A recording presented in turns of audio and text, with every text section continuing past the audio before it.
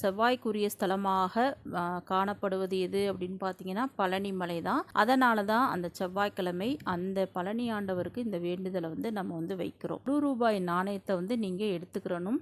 அந்த ரூ. 1 நாணயத்தை நல்லா கழுவிட்டு நீங்கள் அதுக்கு மஞ்சள் குங்குமம் வச்சு ஒரு பிளேட்டில் முருகரின் படத்திற்கு கீழாக அந்த ரூ. 1 நாணயத்தை வச்சிருங்க. இது முதல் வாரம் செய்ய வேண்டியது. இதே மாதிரி 9 வாரங்களும் விரதமாக இருந்து இந்த ரூ. 1 நாணயத்தை எடுத்து வைங்க.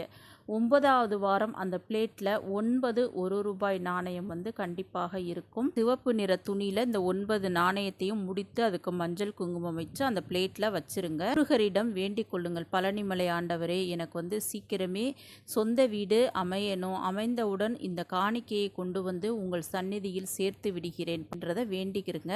நிச்சயமா அந்த 9 வாரம் முடிவதற்குள் நீங்க வீட்டு வேலையை நிச்சயமா ஆரம்பிச்சிருப்பீங்க.